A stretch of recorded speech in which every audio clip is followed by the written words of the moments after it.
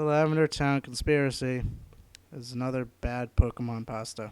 It's got 4 parts to it, which is the Lavender Town tone, the White Hand sprite, the ghost animation, and the buried alive model. I'll be pretty much talking about all of these because they're all really bad. Might as well get them all out of the way now instead of in different videos.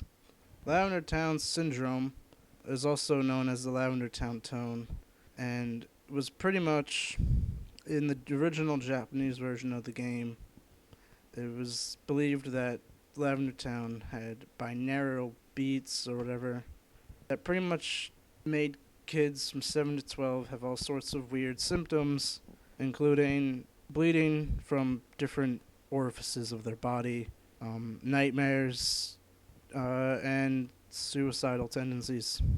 Now, apparently they were coming out to make a bad pasta because they're saying that this was done by the creators of Nintendo to have an everlasting impact on the players. Yes, of course. Another thing about Lavender Town is the White Hand sprite, and it's just as bad. It's known as whitehand.gif and is meant to appear as Pokemon on the 3rd level of Lavender Tower, and it had 4 spooky animations, including idle, introduction, and 2 attacks. The first attack was known as Fist. Really? That's what you're going to call it? This is a bad pasta. And Brutal. Fist was a punch. Original. Brutal was the hand opening up, but it was missing frames for the open up. So it just closed, disappears, and then closed again. And then, no. The white hand is depicted as decaying and shriveled up. Also, it is white, if you haven't guessed. The ghost animation was a background animation that existed in the Lavender Town Tower that was the regular ghost sprite, but also had, like, static to create fading out effects. It had 59 frames in total. I guess that's kind of cool. That'd add to the, creepiness to Lavender Town, which was obviously supposed to be there since it was like a graveyard, but it wouldn't make it overtly scary to alienate kids, which is, again, what the game was designed to be played for, kids, so why would they do anything overtly scary, Kids don't really like scary. And then they make it stupid, because it's a creepypasta. Apparently the rest of the missing frames were screaming faces and Grim Reaper style thing and corpses, because we had to ruin something that was actually kind of cool. The buried alive model is quite possibly the stupidest part of the Lavender Town Conspiracy.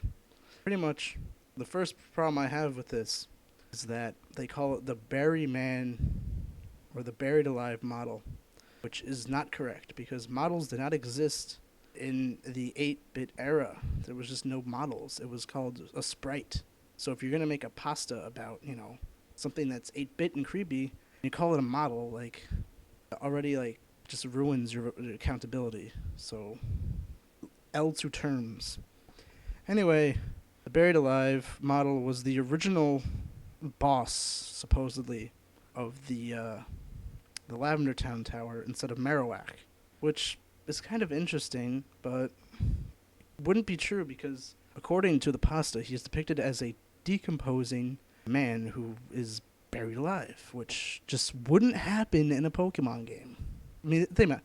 This was the first Pokemon game, and Nintendo really had to make sure it sold well, otherwise it'd just be a wasted property. And it was a marketed as a kid game. They wouldn't put anything like that in the game. It just wouldn't happen. Anyway, the buried alive guy is supposed to say to the player once the player interacts with him, "You're here, I'm trapped, and I'm lonely, so very lonely. Won't you join me?" Creepy, but again, not gonna happen in Pokemon. Anyway, after this, battle initiate, because battle mode model would appear, and he had white hands, Gengar, and Muck. If you beat buried alive, he would crash the game because he got butthurt. But if you lost to buried alive, then he would eat red or ass face, depending on what you named him. Those are the only 2 options, by the way. And then it would save onto the internal battery of the Game Boy. It would download itself, as they say. not happening. And then whenever you turned on your Game Boy, you would see Buried Alive eating ass face because spooky. I fucking hate this pasta so much, Jesus. Okay, so you already know what I think of this pasta. You know that it's bad because it is. And you also know why it couldn't happen ever. Even in the original Japanese game, it's not like, like it was like edited out of the international release. It's just couldn't happen no matter what. So this is bad. This is worse. What I said before, it's either just as bad or worse than Crappy Black. This is worse.